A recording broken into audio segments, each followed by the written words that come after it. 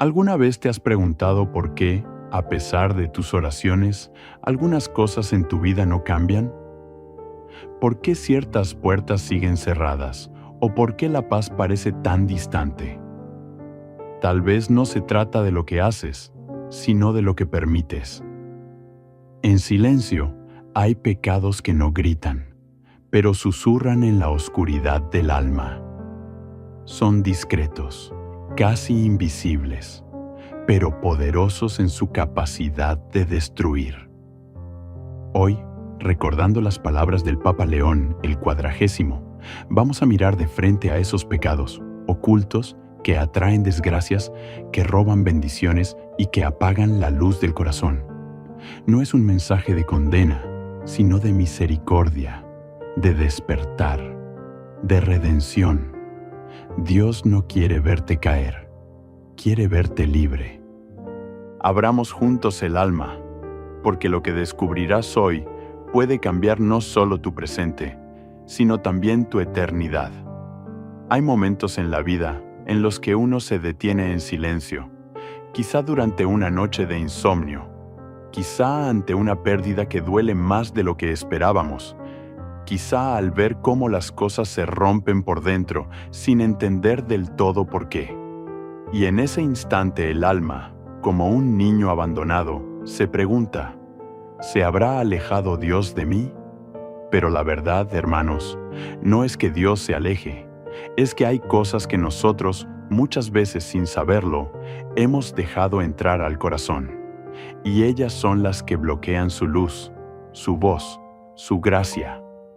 Así como una ventana sucia no deja pasar el sol, aunque brille con toda su fuerza, así también hay pecados que ensucian el alma y atraen sombras, sequías, conflictos y desesperanza. No son siempre los pecados escandalosos que el mundo condena con facilidad, no, son aquellos silenciosos, los que se visten de virtud, los que se esconden detrás de nuestras excusas, de nuestras rutinas, de nuestra aparente normalidad.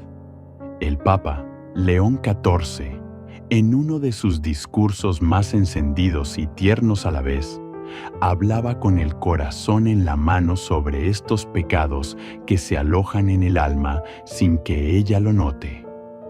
Él decía, muchos no caen por rebelión abierta, sino por no vigilar los rincones ocultos donde el enemigo se esconde. ¿Y cómo es esto posible? Porque el mal no siempre entra como tormenta. A veces entra como brisa suave, entra como una voz dulce que dice, no es tan grave, tú lo mereces, Dios entiende. Y así poco a poco, sin darnos cuenta, vamos dejando que el enemigo plante su semilla en tierra santa, nuestro corazón. Jesús mismo nos advirtió en el Evangelio, velad y orad, para que no caigáis en tentación. El espíritu está dispuesto, pero la carne es débil. Mateo 26, 41. Él no hablaba solo de grandes caídas, él hablaba del proceso, del letargo espiritual, de esa desconexión progresiva que comienza cuando dejamos de escuchar la voz de Dios y empezamos a justificar lo que antes sabíamos que estaba mal, y allí empieza la desgracia. Porque lo que atrae desgracias a nuestras vidas no es tanto la prueba, ni la pobreza, ni el dolor. Es el pecado que no reconocemos, que no confesamos, que no combatimos, el pecado que se instala como un huésped silencioso y va robando nuestra alegría, nuestra claridad, nuestra fuerza para amar.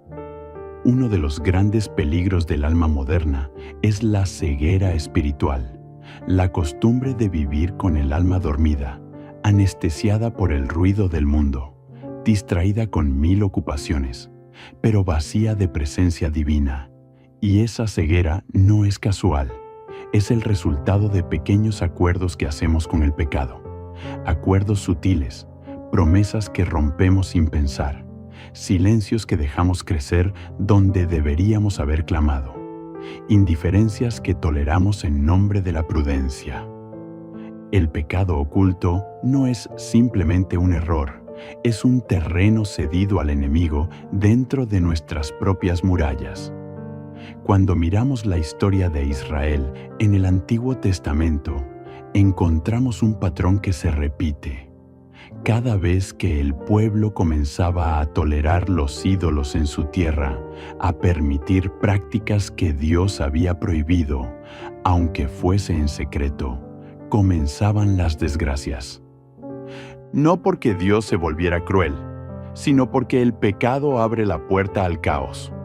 Porque cuando el corazón se aleja de Dios, la vida pierde su armonía, como en el caso de Acán, que escondió en su tienda cosas consagradas al anatema, y por su culpa, todo el pueblo fue derrotado. Josué 7. El pecado oculto no afecta solo a quien lo comete. Es una grieta por donde se cuela el dolor a nuestra casa, a nuestros hijos, a nuestra paz. Y por eso, amados hermanos, el llamado hoy no es a la culpa vacía, sino al examen sincero, a la valentía de mirar dentro del alma y decir, Señor, ¿qué hay aquí que aún no he entregado? No basta con no hacer el mal visible. El gran llamado del Evangelio es a la pureza de corazón, a la transparencia del alma, a vivir de tal manera que no haya rincones oscuros donde el enemigo pueda susurrar sin ser descubierto. La buena noticia es que Dios no nos revela nuestros pecados para humillarnos, sino para sanarnos. Él no nos confronta para destruirnos, sino para rescatarnos del abismo que no vemos. El corazón de Cristo arde de amor por ti. Él no soporta verte atado, atrapado, sin claridad. Por eso te llama hoy, con ternura y firmeza, como llamó a Lázaro desde la tumba. Sal fuera, sal de la negación, sal de la costumbre, sal de la tibieza, sal del silencio, y vuelve al abrazo de un Dios que quiere restaurarlo todo. Pero para eso es necesario el primer paso, reconocer. Como el hijo pródigo que no fue abrazado hasta que dijo, «He pecado contra el cielo y contra ti». Lucas 15, 21. No porque Dios no lo amara antes, sino porque el amor solo puede sanar donde hay verdad. Y la verdad nace cuando uno deja de esconderse, cuando uno se arrodilla y dice, «Señor, muéstrame lo que yo no veo». El mundo moderno nos ha enseñado a minimizar el pecado, a maquillarlo, a justificarlo, pero el alma no se nutre de excusas, se nutre de verdad, y la verdad, aunque duela, libera. Hoy, en este primer paso de nuestra reflexión, abramos el alma sin miedo, no para condenarnos, sino para despertar. Porque cuando el alma despierta, empieza a respirar el cielo. Cuando el alma despierta, la gracia comienza a fluir como un río. Cuando el alma despierta, las desgracias pierden poder. Y así comienza el camino, con un corazón que escucha, con un alma que se deja iluminar, con una conciencia que decide volver al primer amor. Porque donde hay verdad, Dios habita, y donde Dios habita, ninguna oscuridad permanece. Cuando comenzamos a permitir que la luz de Dios revele las sombras en nuestro interior, algo en nosotros empieza a estremecerse. Ya no se trata solo de saber que algo está mal, sino de sentir cómo esa presencia extraña ha estado erosionando nuestra comunión con el cielo, a veces durante años. Entre los pecados más silenciosos, pero también más destructivos, se encuentra uno que ha engañado a multitudes desde el inicio de los tiempos: el orgullo. No el orgullo evidente y vanidoso que todos reconocen, sino ese que se disfraza de virtud, ese que se esconde detrás de la autosuficiencia, de la falsa humildad, de la resistencia a dejar que Dios tenga la última palabra. El orgullo tiene 1000 rostros, y todos ellos son seductores. Nos hace pensar que podemos solos, que no necesitamos consejo, que sabemos mejor que los demás. A veces lo confundimos con fuerza interior, con dignidad, con seguridad, pero en lo profundo es una voz que susurra: no necesitas a nadie, ni siquiera a Dios. Y en ese instante, el alma se separa de la vid, como una rama que decide vivir sin el árbol. Y ya sabemos lo que dijo el Señor: separados de mí, nada podéis hacer. Juan 15, 5. Nada. Ni construir un hogar duradero, ni encontrar paz, ni vencer nuestras heridas. Nada. Recordemos que fue el orgullo el primer pecado, el que hizo caer a Lucifer desde lo más alto del cielo. Subiré al cielo en lo alto junto a las estrellas de Dios. Levantaré mi trono. Seré semejante al Altísimo. Isaías 14, 13, 14. Así pensó aquel ángel que un día brilló más que todos. Pero cuando quiso ocupar el lugar de Dios, cayó en la más profunda oscuridad. El orgullo no es solo una actitud, es una rebelión del corazón. Y cuando esa rebelión se oculta bajo apariencias nobles, se vuelve aún más peligrosa. ¿Cuántas veces decimos: yo no molesto a nadie, yo hago las cosas bien? Pero por dentro rechazamos la corrección, despreciamos la oración, evitamos el silencio donde Dios podría hablarnos.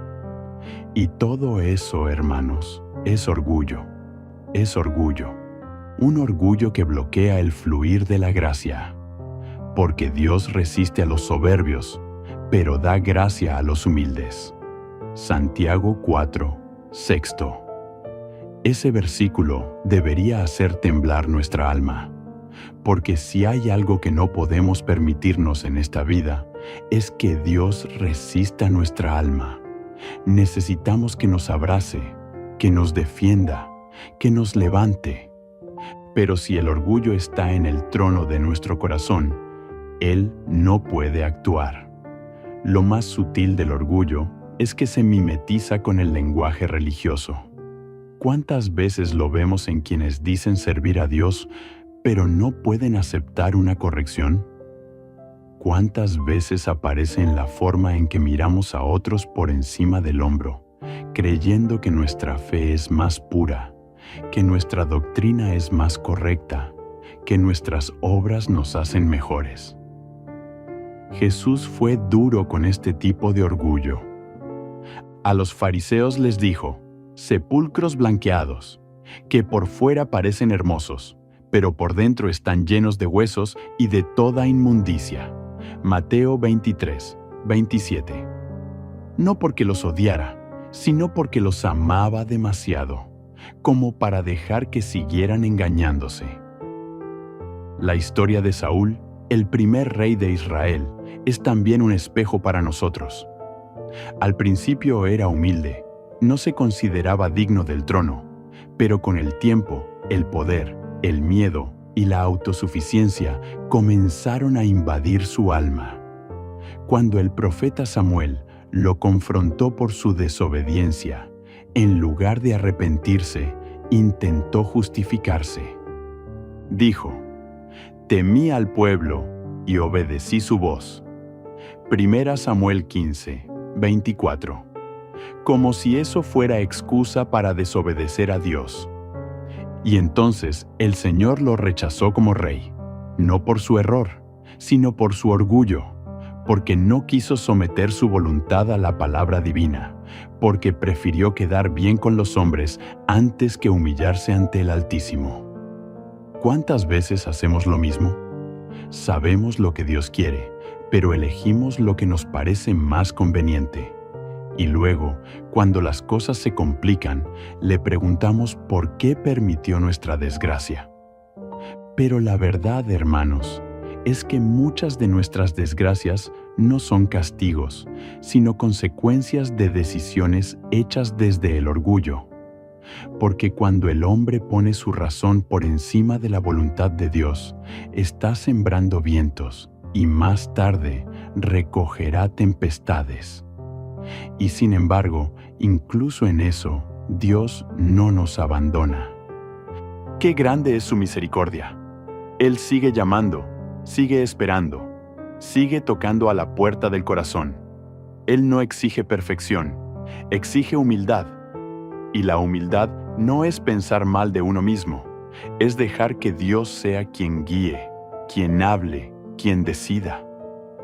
Es reconocer que todo don viene de Él y que sin Él, hasta nuestros mejores logros se vuelven vanos. La humildad es el antídoto del orgullo y no nace de un acto heroico, sino de una decisión diaria. Orar, aunque no sintamos ganas. Pedir consejo, aunque creamos saber. Pedir perdón, aunque nos cueste. Servir, aunque no seamos reconocidos. Jesús lo dijo con claridad: aprended de mí, que soy manso y humilde de corazón. Mateo 11, 29. Él, siendo Dios, se despojó de todo para hacerse siervo. Lavó los pies de sus discípulos, tocó a los leprosos, se dejó crucificar sin defenderse. ¿Y nosotros? ¿Qué excusa tenemos para no seguir ese ejemplo? Hoy, al mirar dentro de nosotros, hagamos esta pregunta con honestidad. ¿En qué áreas de mi vida me he vuelto orgulloso? ¿Dónde estoy resistiendo la voz de Dios? ¿Qué actitudes mías impiden que su gracia fluya? No respondamos rápido, meditemos, escuchemos, porque cuando el alma reconoce su necesidad, el cielo se abre, porque cuando uno se humilla, Dios lo exalta, no para engrandecerlo a los ojos del mundo, sino para restaurarlo a su verdadero lugar, en el corazón de su Padre Celestial. Que esta verdad nos guíe, que nos permita entrar en esa zona sagrada donde el alma se rinde. Porque ahí comienza la libertad. Porque cuando el orgullo cae, el reino de Dios empieza a reinar en lo más profundo de nuestro ser. Cuando el alma empieza a despojarse del orgullo, como quien se quita un manto pesado que la cubría sin darse cuenta, comienza también a descubrir otras sombras más profundas, más silenciosas, más difíciles de aceptar. Y entre todas ellas, una de las que más envenenan el corazón sin hacer ruido es la envidia. No la envidia ruidosa, que a veces se expresa con palabras directas o gestos evidentes, sino esa envidia camuflada, que se disfraza de comparación, de tristeza inexplicable, de juicio encubierto, de una insatisfacción permanente que nunca encuentra paz. Esa envidia, hermanos, es una raíz amarga que puede habitar incluso en almas devotas, en personas que oran, que comulgan, que sirven, pero que internamente no han sanado la mirada con la que observan a los demás. La envidia es más que un deseo de tener lo que el otro tiene. Es el dolor oculto por el bien del otro. Es cuando el éxito ajeno se convierte en un espejo que no le queremos mirar. Es cuando la bendición del prójimo nos parece injusta. Es cuando el alma se resiente al ver prosperar a quien considera menos merecedor. Y este veneno silencioso no solo entristece el alma, sino que, si no se sana, puede llevar a acciones que destruyen. Porque la envidia no se queda quieta. Busca salir, busca expresarse, busca dañar. Es una chispa que, si no se apaga a tiempo, enciende fuegos que consumen relaciones, comunidades, familias enteras. Caín y Abel. Desde el principio, la Escritura nos muestra cómo este pecado fue capaz de generar la primera muerte entre los hombres. Ambos ofrecieron sacrificios a Dios. Abel desde un corazón puro, Caín desde un corazón que no estaba del todo entregado. Y cuando Dios miró con agrado la ofrenda de Abel, Caín se llenó de envidia. No preguntó, no reflexionó, no corrigió su interior. Se dejó dominar por esa oscuridad silenciosa y terminó asesinando a su hermano. Génesis 4. La envidia no solo mata al otro, mata también la posibilidad de redención. Porque nos cierra a la gracia, nos aísla, nos llena de sospechas, nos lleva a ver enemigos donde hay hermanos. La envidia es también un rechazo al modo de obrar de Dios. Es como decirle al Señor, no estás siendo justo conmigo. Por eso tiene tanto poder destructivo, porque cuestiona directamente la sabiduría divina. Y cuando permitimos que eso se asiente en nuestro interior, comenzamos a vivir comparándonos constantemente. Vivimos frustrados, amargados, sintiéndonos víctimas de una vida que no nos dio lo que creemos merecer. Y entonces, aunque oremos, aunque asistamos a la misa, el corazón está cerrado. Cerrado a la gratitud, cerrado a la paz, cerrado a la verdadera alegría. Porque el envidioso no puede alegrarse por nada. Siempre ve lo que falta, siempre encuentra motivos para quejarse, siempre tiene una herida abierta que no cicatriza, porque no ha sido entregada a Dios. La envidia no solo se manifiesta ante lo material, también se infiltra en el ámbito espiritual. Hay quienes envidian la fe de otro, su carisma, su capacidad de perdonar, su profundidad en la oración, su sensibilidad con los pobres. Y en lugar de dejarse inspirar, se dejan consumir por el resentimiento. En lugar de admirar, critican. Naisempur, lugar de acercarse, se alejan. Y así pierden oportunidades de crecer, de aprender, de recibir. ¿Cuántos dones de Dios hemos rechazado por no soportar que vinieran en manos de otro? Jesús también enfrentó la envidia de los fariseos y escribas. Ellos no soportaban verlo sanar, enseñar con autoridad, tocar a los impuros, hablar con las mujeres, perdonar a los pecadores. No soportaban que el pueblo lo siguiera. Y esa envidia, disfrazada de celo religioso, terminó crucificándolo, porque sabían que por envidia lo habían entregado. Mateo 27:18. ¡Qué palabras tan duras! ¡Qué revelación tan dolorosa! La envidia no solo nos lleva al odio, nos puede llevar a rechazar al mismo Dios cuando no viene como esperábamos. Y por eso es tan necesario que abramos hoy el alma a esta verdad, porque quizás nunca lo hemos dicho en voz alta. Quizás nunca hemos admitido que en nuestro corazón hay espacios oscuros donde la envidia ha echado raíces. Pero si no lo reconocemos, seguirá dañándonos, seguirá robándonos el gozo, seguirá interrumpiendo nuestra comunión con Dios. Porque no se puede orar verdaderamente cuando el corazón está dividido entre la alabanza y la comparación. No se puede servir con libertad cuando se lleva encima el peso de los celos. No se puede amar con sinceridad cuando se teme que el otro brille más que uno. Pero Dios no quiere que vivamos así. Él quiere sanar ese lugar del alma donde la envidia se esconde. Él quiere devolvernos la capacidad de alegrarnos por los demás, de bendecir lo que no entendemos, de agradecer incluso lo que no tenemos. Solo la gratitud puede curar la envidia. Solo la confianza en la providencia puede apagar ese fuego. Porque cuando uno sabe que Dios no se equivoca, que tiene un plan único para cada uno, entonces deja de mirar al costado y comienza a mirar al cielo. Miremos a San Juan Bautista. Él tenía discípulos, seguidores, autoridad. Pero cuando Jesús apareció y todos comenzaron a seguirlo a él, Juan no sintió celos, no se aferró a lo suyo. Dijo con humildad y verdad: es necesario que Él crezca y que yo disminuya.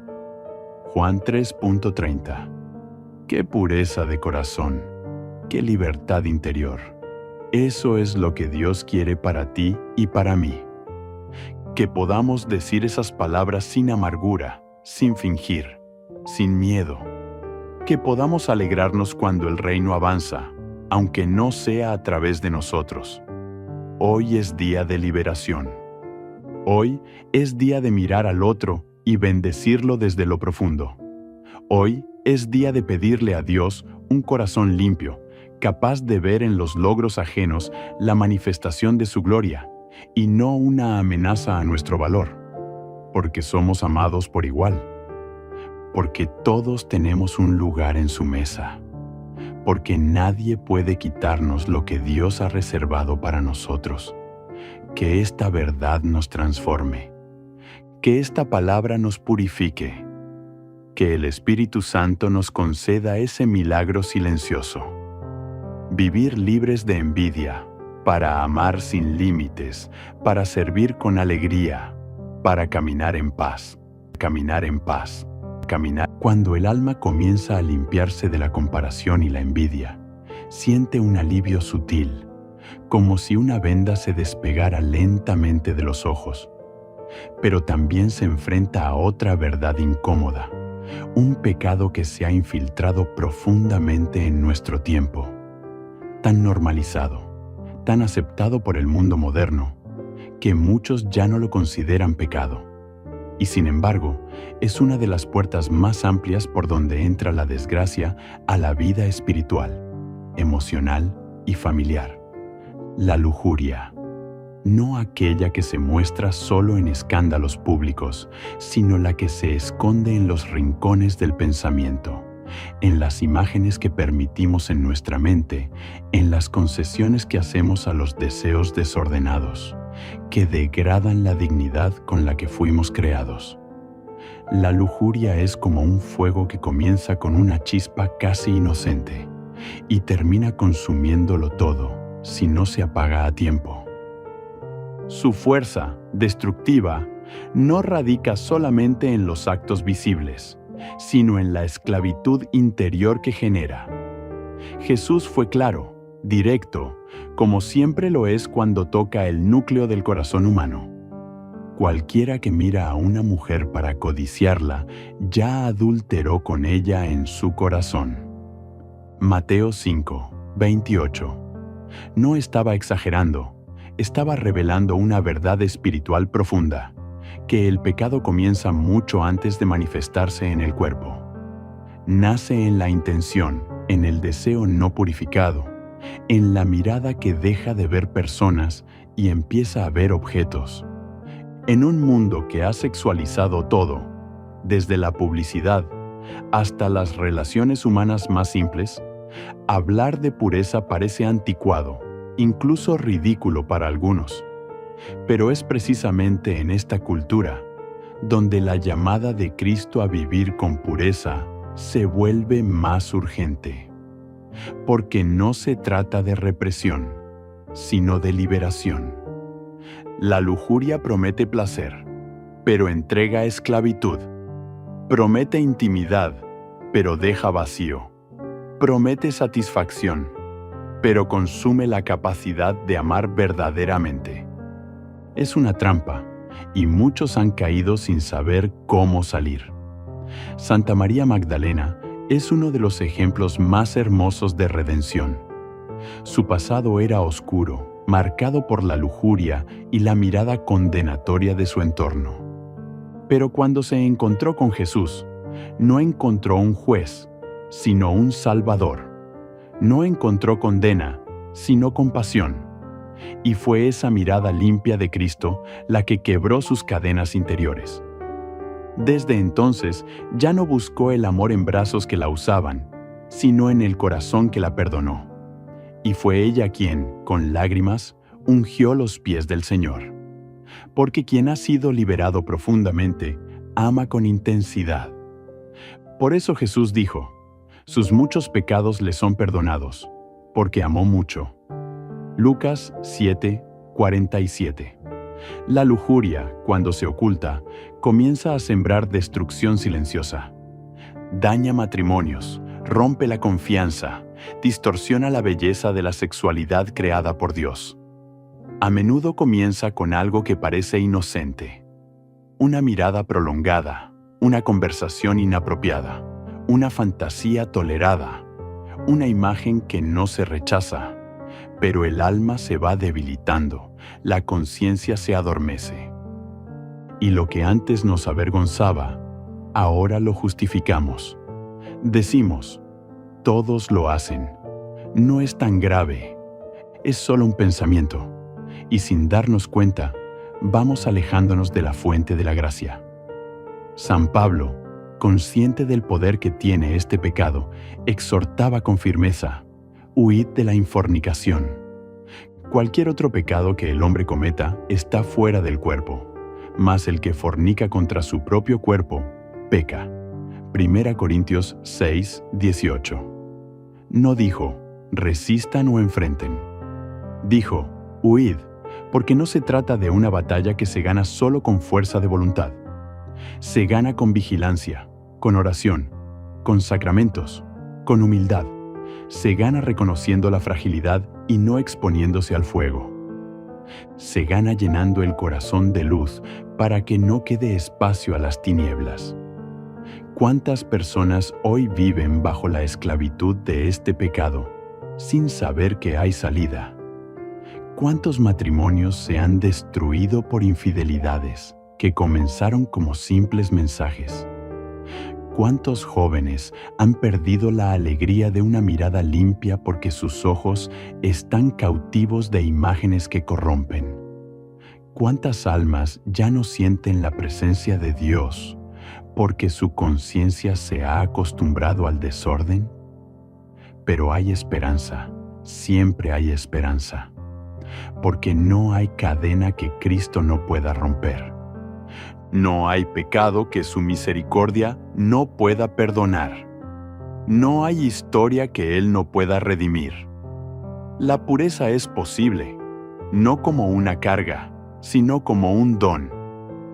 No como una meta inalcanzable, sino como un camino de amor.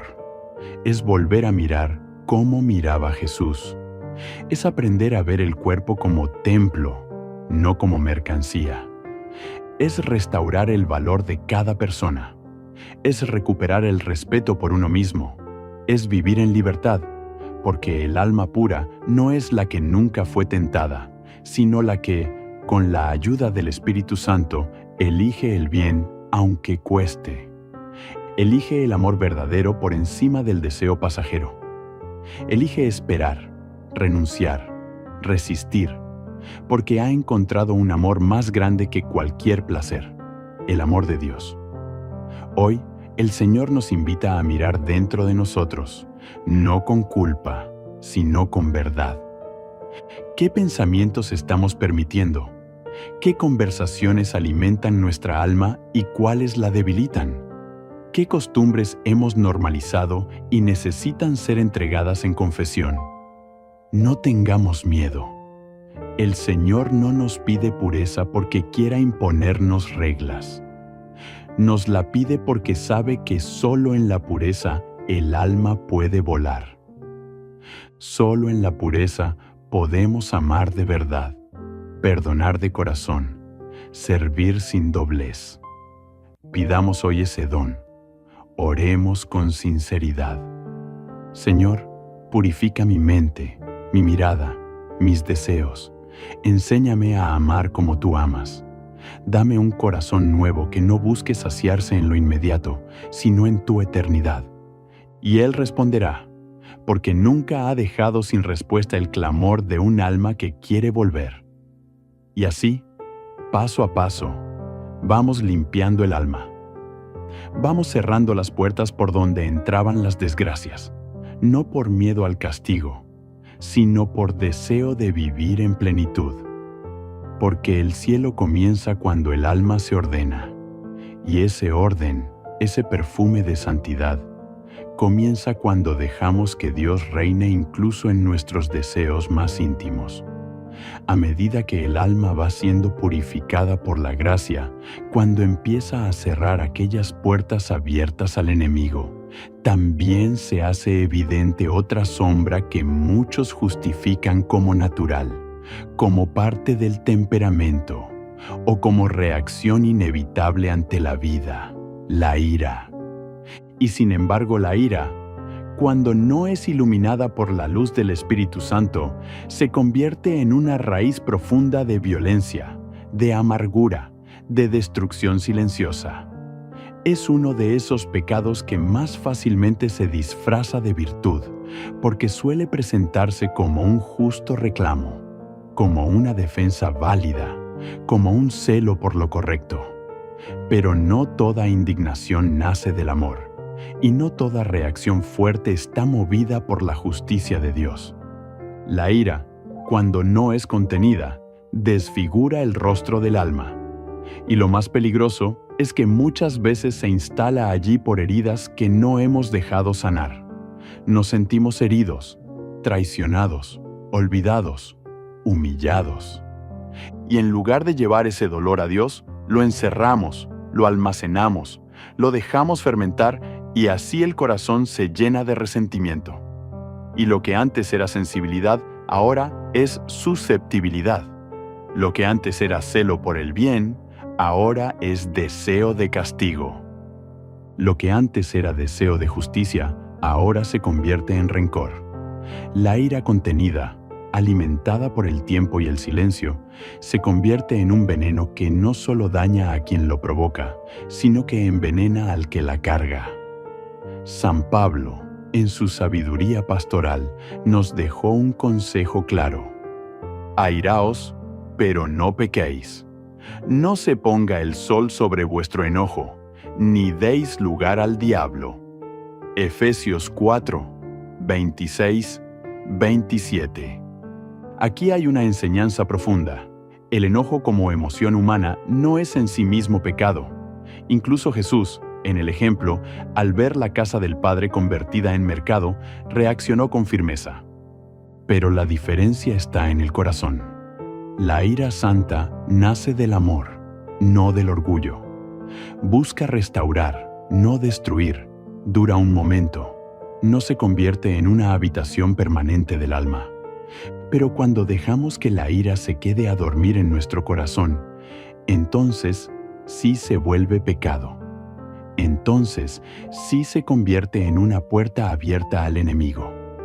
¿Cuántas veces hemos dañado con palabras encendidas, con silencios hirientes, con actitudes frías nacidas de la ira no resuelta? ¿Cuántas relaciones se han roto no por falta de amor, sino por orgullo herido que no supo pedir perdón? ¿Cuántas veces hemos hablado en nombre de la verdad, pero nuestras palabras llevaban más veneno que luz? Hermanos, la ira es una de las formas más comunes de abrir grietas por donde se cuela la desgracia. Una familia puede sostenerse en medio de la pobreza, de la enfermedad, del cansancio, pero no puede resistir el fuego de una ira constante. Donde hay gritos, donde hay desprecio, donde hay ataques, no puede habitar el Espíritu Santo. Porque el Espíritu es paz, es suavidad, es consuelo. Jesús nos enseñó otro camino. Aprended de mí, que soy manso y humilde de corazón. Mateo 11, 29. La mansedumbre no es debilidad, es fuerza bajo control, es capacidad de dominarse por amor, es tener el poder de herir, pero elegir sanar, es saber que uno podría hablar fuerte, pero decide callar para no romper lo que el otro aún no sabe defender. Es mirar al agresor y ver a un alma herida.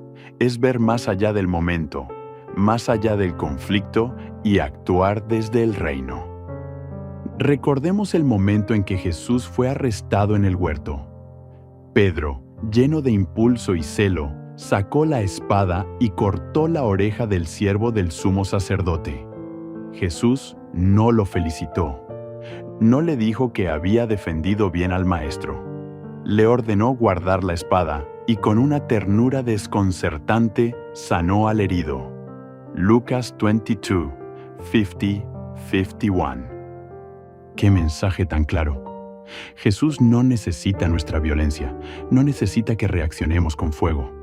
Él necesita que aprendamos a sanar, incluso en medio del ataque, porque sólo así el mundo verá la diferencia entre la reacción humana y la respuesta divina. Pero, Esto solo es posible si dejamos que el Espíritu Santo gobierne nuestras emociones. No basta con decir, yo soy así, o no puedo evitarlo. Sí se puede. Pero no solo es la ira descontrolada, es una señal de que no hemos rendido el alma por completo. Es una advertencia de que aún hay heridas abiertas, miedos escondidos, inseguridades no entregadas. Porque cuando el alma está llena de Dios, hay espacio para comprender, para esperar, para perdonar. No se trata de suprimir lo que sentimos, se trata de permitir que nuestras emociones pasen por el filtro del amor. ¿Cuántas veces vemos a personas aparentemente piadosas, pero que tratan con dureza a los suyos? Personas que oran con fervor, pero no saben hablar con ternura. Padres que trabajan sin descanso, pero se vuelven inaccesibles por su temperamento. Hijos que aman a sus padres, pero los hieren con sarcasmos y críticas. Es la ira no sanada la que convierte nuestras relaciones en trincheras. Y por eso hoy el Señor quiere sanarnos desde dentro. No es casual que una de las bienaventuranzas sea: bienaventurados los mansos, porque ellos heredarán la tierra. Mateo 5:5. Porque el manso no conquista con fuerza, sino con presencia. Porque el manso transforma sin imponerse. Porque el manso es reflejo de Cristo. Y esa mansedumbre no nace de no sentir, sino de haber rendido todo sentimiento a los pies de la cruz. Hoy el llamado es claro. Revisemos nuestro interior. Preguntémonos con sinceridad, ¿a quién estoy guardando rencor? ¿A quién necesito perdonar? ¿Qué situación del pasado sigue provocando explosiones en mi presente? ¿Qué palabras estoy usando para expresar mi frustración? ¿Estoy dejando que el sol se ponga sobre mi enojo? No tengamos miedo de reconocer que necesitamos sanar, porque cuando entregamos la ira, el alma respira, porque cuando perdonamos, somos liberados, porque cuando dejamos de reaccionar y empezamos a responder desde el amor, el reino de Dios se manifiesta. Y donde está su reino, no hay desgracia que prevalezca, solo luz, solo vida, solo paz. Pidámosle a Dios que nos regale un corazón pacificado, que nos enseñe a hablar con dulzura, que nos dé la sabiduría para corregir sin herir, para expresar sin destruir, para amar incluso cuando sentimos dolor. Porque ese es el camino del Evangelio, porque esa es la victoria verdadera. A medida que avanzamos en este camino de luz, reconociendo las sombras que se han alojado en nuestro interior, llegamos a una de las formas más silenciosas y letales del pecado moderno, la pereza espiritual. No hablamos aquí de la simple fatiga o del legítimo descanso que el cuerpo y el alma necesitan, sino de esa tibieza que se instala en lo profundo del corazón, como una niebla que adormece el deseo de Dios, que apaga el fervor, que seca la pasión por la oración, por la palabra, por los sacramentos, por el bien, esa pereza que no siempre se nota desde fuera, pero que corroe el alma desde dentro, porque le quita impulso, alegría, sentido. La pereza espiritual no es solamente falta de acción, es falta de amor. Es cuando dejamos de buscar a Dios con el entusiasmo del primer día. Es cuando todo se vuelve rutina, obligación, formalismo. Es cuando seguimos yendo a misa, seguimos rezando, pero ya no hay fuego en el corazón, ya no hay lágrimas, ya no hay silencio interior, ya no hay hambre de eternidad. Es cuando nos acostumbramos a vivir con la lámpara apagada. Y lo más trágico de todo es que, al no sentir culpa por eso, creemos que todo está bien. Pero hermanos, no hay mayor ceguera que creer que no necesitamos despertar. Jesús fue claro cuando le habló a la iglesia de la Odisea. Conozco tus obras, que no eres ni frío ni caliente. Ojalá fueses frío o caliente, pero porque eres tibio y no frío ni caliente, te vomitaré de mi boca. Apocalipsis 3, 15, 16. Estas palabras duras no son una amenaza vacía, son un llamado urgente al alma adormecida. Jesús no rechaza al pecador que lucha, no rechaza al que cae y se levanta, pero no puede actuar en un corazón tibio, porque el tibio ya no espera nada, ya no quiere nada, ha perdido el deseo, ha perdido la tensión interior que mantiene viva la relación con Dios. La pereza espiritual también se manifiesta en la falta de compromiso, en esa actitud que dice ya hice suficiente, que lo hagan otros, no tengo tiempo. Se esconde detrás de las excusas, del cansancio, del conformismo. Es ese susurro que nos dice que no hace falta tanto esfuerzo, que ya estamos bien así.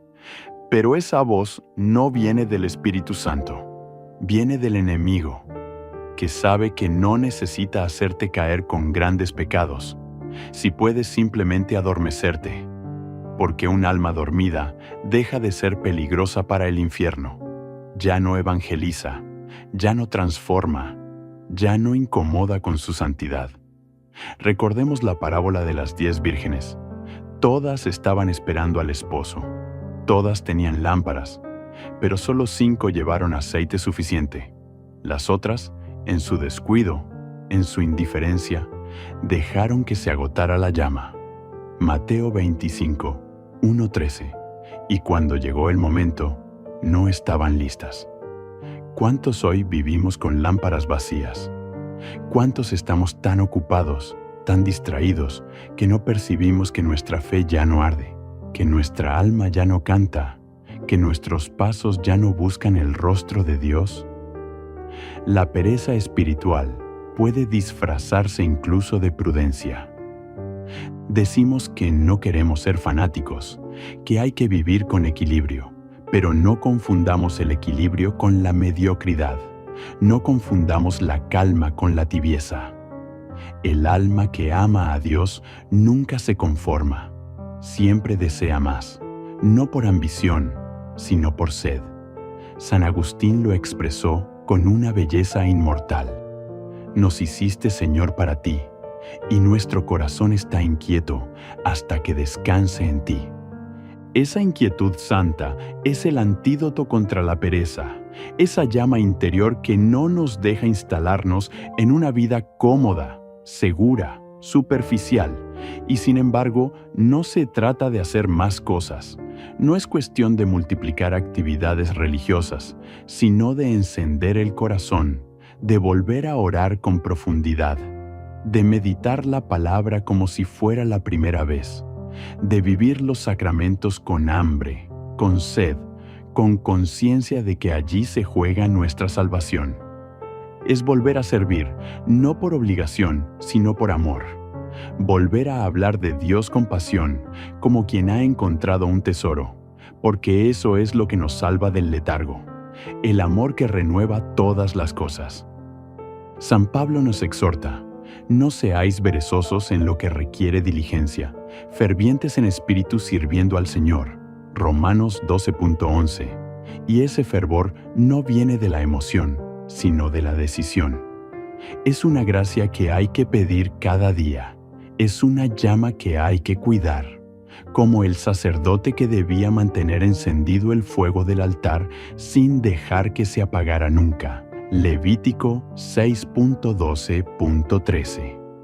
Así también el corazón del cristiano debe ser un altar encendido, aunque todo alrededor esté frío, aunque el mundo no entienda, aunque el cansancio se haga sentir, porque sólo así la luz del reino brilla en medio de las tinieblas. Y si hoy te reconoces cansado, apagado, distraído, no te desesperes, no estás solo. Todos en algún momento hemos caído en esta pereza espiritual, pero lo importante es no quedarse allí, es clamar, es decir: Señor, despiértame, Señor, como los discípulos en la barca que gritaban: Maestro, ¿no te importa que perezcamos? Marcos 4:38.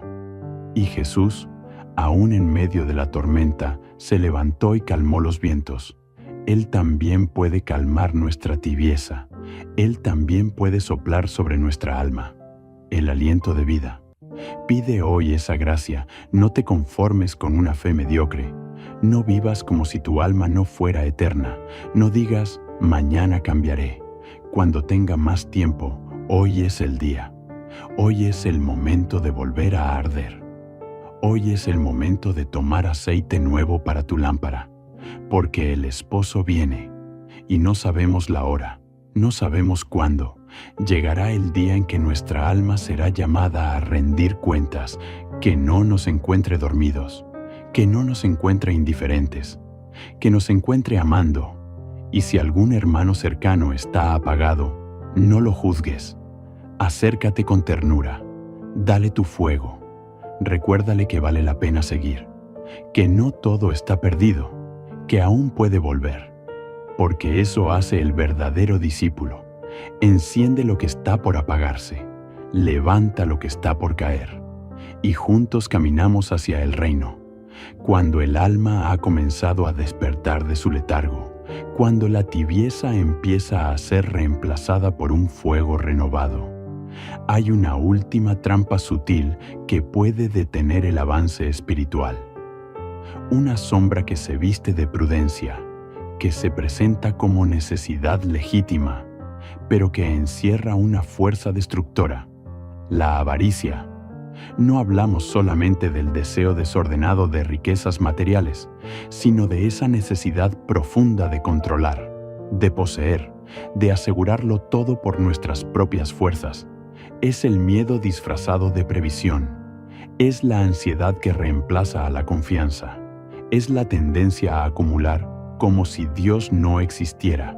Y en esa acumulación no solo llenamos nuestros armarios, vaciamos el alma. La avaricia no siempre se manifiesta en la ostentación.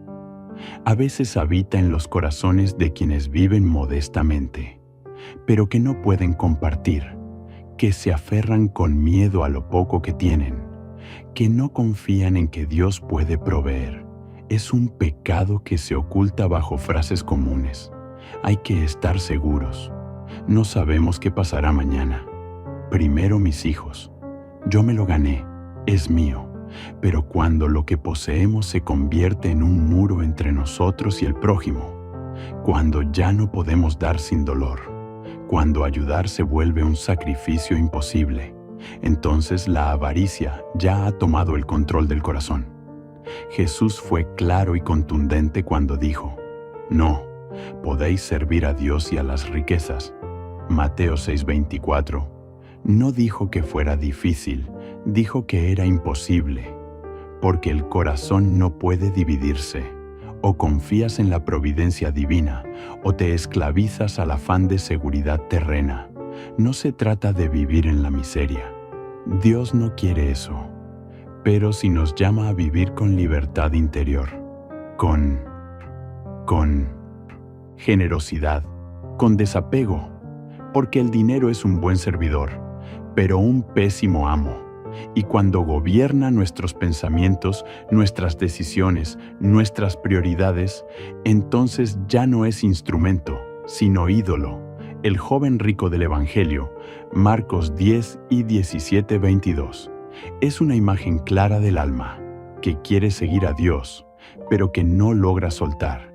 Era un hombre justo, religioso, cumplidor. Pero cuando Jesús le propuso un camino más alto, vender sus bienes y seguirlo, se entristeció, porque tenía muchos bienes, y sus posesiones eran más importantes que su vocación. ¿Cuántos de nosotros vivimos así, con deseos de santidad, pero encadenados a lo material, con hambre de eternidad, pero atados a seguridades temporales, con palabras que proclaman fe, pero con actos que gritan desconfianza?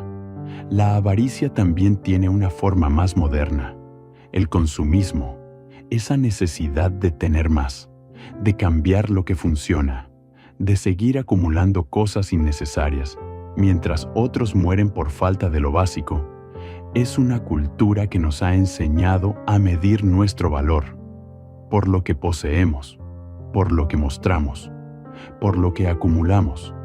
Pero el alma no se alimenta de objetos, se alimenta de amor, de presencia, de Dios. Y cuando nuestra vida gira en torno a lo material, aunque no lo confesemos, estamos adorando a otro Dios. Recordemos la parábola del rico insensato, aquel hombre que había tenido una gran cosecha, y en lugar de compartirla pensó: alma mía, muchos bienes tienes guardados para muchos años. Descansa, come, bebe, regocíjate. Lucas 12, 19. Pero Dios le dijo: necio, esta noche vienen a pedirte tu alma, y lo que has provisto, ¿de quién será? Lucas 12, 20. Qué fuerte, qué verdadero, porque la muerte desnuda todas nuestras falsas seguridades. Y cuando llegue ese momento, no nos acompañará nuestra cuenta bancaria, ni nuestras propiedades, ni nuestro éxito. Solo irá con nosotros lo que hayamos dado, lo que hayamos amado, lo que hayamos ofrecido con generosidad. La avaricia también destruye desde adentro. Nos vuelve calculadores, desconfiados, egoístas, mata la compasión, endurece el corazón, nos impide ver al hermano como una oportunidad de servir y nos hace verlo como una amenaza, como una carga. Pero cuando el alma se libera de esa esclavitud, cuando comenzamos a vivir con manos abiertas y no cerradas, descubrimos una verdad que cambia todo. Dar es recibir. No hay mayor alegría que la de compartir. No hay mayor libertad que la de no tener miedo a perder. Porque quien ha puesto su confianza en Dios nunca está realmente en escasez. Los santos comprendieron esto. San Francisco de Asís, por ejemplo, nació en una familia rica, con todas las posibilidades del mundo. Pero un día entendió que las riquezas no le daban vida, sino peso, y decidió desprenderse de todo para abrazar la pobreza evangélica, no como desprecio al mundo, sino como forma de amar sin límites. Y en su pobreza fue uno de los hombres más libres, más plenos, más llenos de gozo que ha conocido la Iglesia. Porque quien tiene a Dios, lo tiene todo. Hoy el Señor nos invita a revisar nuestro corazón. ¿Qué lugar ocupan las cosas en mi vida? ¿Estoy dispuesto a compartir? ¿Qué tan fácilmente puedo desprenderme de algo por amor a otro? ¿Vivo con la confianza de que Dios proveerá? ¿O me sostengo en mis propias fuerzas? Estas no son preguntas cómodas, pero son necesarias, porque muchas veces la desgracia que experimentamos no es porque Dios nos haya quitado algo, sino porque no supimos darlo cuando era el momento, y el alma que retiene termina vacía. Que el Espíritu Santo nos conceda la gracia de la generosidad, que aprendamos a vivir con lo necesario, que podamos distinguir entre lo que queremos y lo que realmente necesitamos, que nunca dejemos de ayudar por miedo, porque el que da al pobre, le presta a Dios. Proverbios 19, 17. Y Dios nunca queda debiendo. Desprenderse no es perder, es confiar, es decirle al Señor: tú eres mi seguridad. Es reconocer que nuestra vida no se mide por lo que acumulamos, sino por lo que somos capaces de entregar. Y cuando el alma aprende a soltar, se vuelve liviana, y cuando es liviana, puede volar.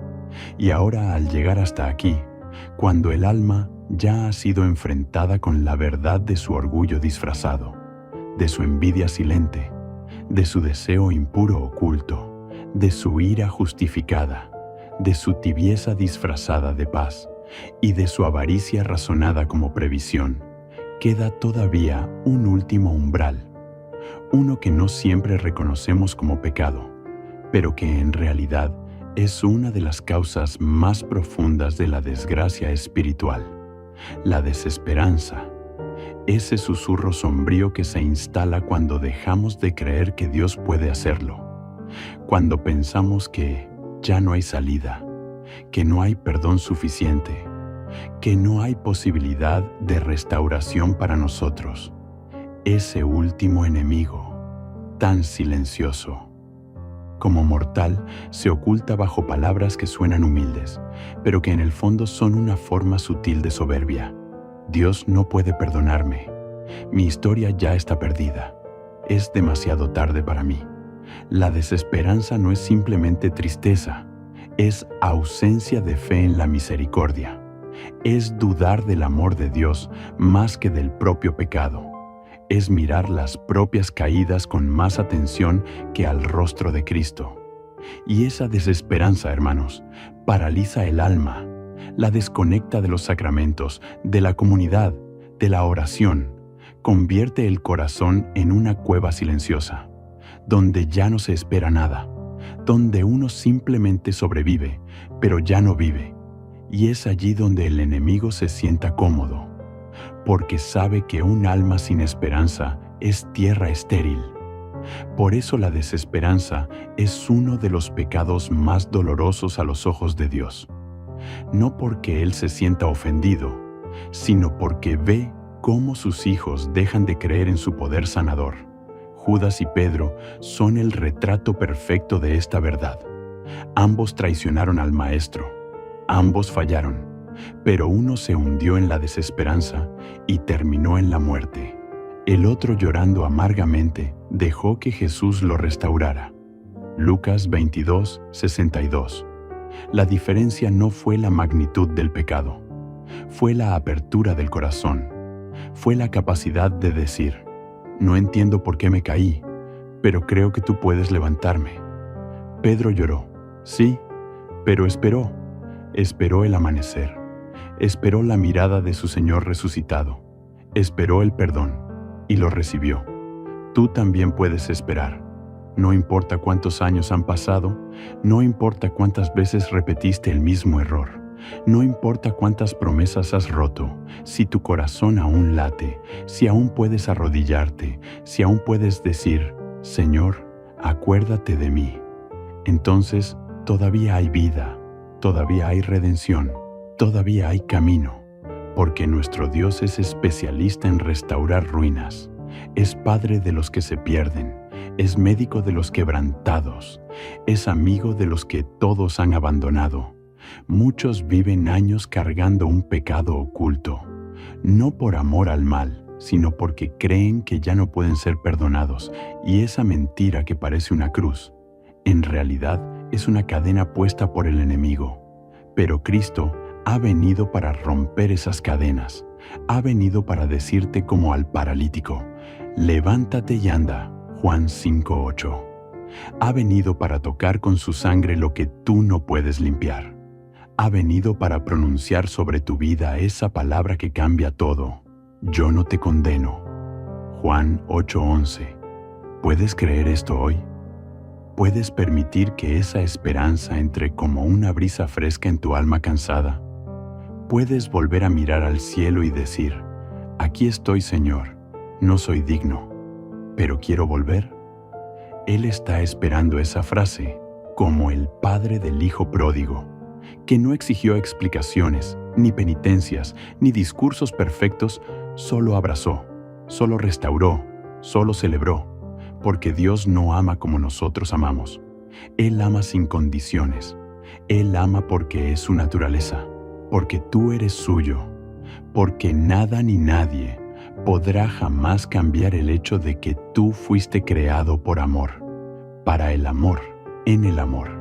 Y si hay consecuencias del pecado, si algunas desgracias en nuestra vida nacen de decisiones que tomamos sin Dios, pero no son castigos eternos, son advertencias, son toques de atención, son llamadas del cielo para que no nos perdamos más.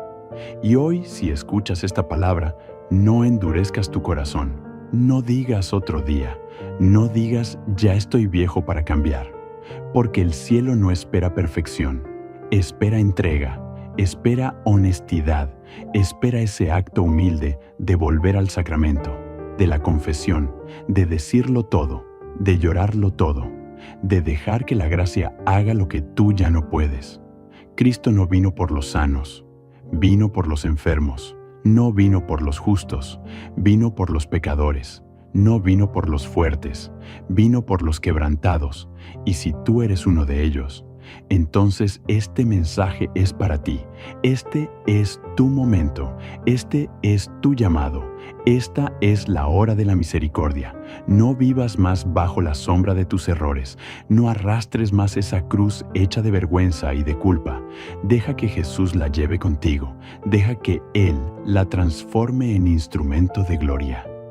Y cuando tu alma empiece a despertar a esta esperanza, cuando ya no te escondas, cuando ya no vivas temiendo que todo te irá mal, entonces descubrirás que muchas de las desgracias que te rodeaban comienzan a disiparse, porque la bendición no se trata solo de salud, de trabajo o de paz externa.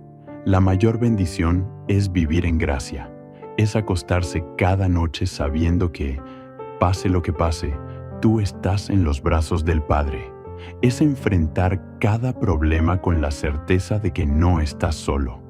Es saber que, incluso en medio de la tormenta, hay un Cristo que duerme en tu barca, y que cuando lo despiertes con tu clamor, calmará el viento y el mar.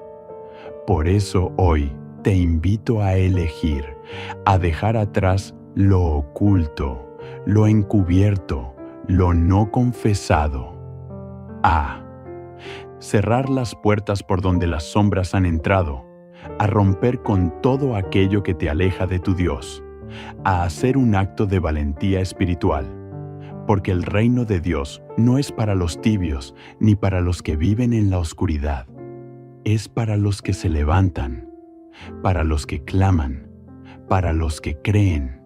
No tengas miedo, el Señor está aquí, en este momento, tocando tu alma, conociéndolo todo, de ti, viendo incluso lo que tú no ves, y aún así, amándote, llamándote, sosteniéndote. Recíbelo, deja que te renueve, vive de nuevo, que la paz de Cristo, que supera todo entendimiento, inunde tu corazón y lo mantenga firme hasta el último día, y que María, Madre de Misericordia, te cubra con su manto y te conduzca siempre hacia el rostro amado de su Hijo.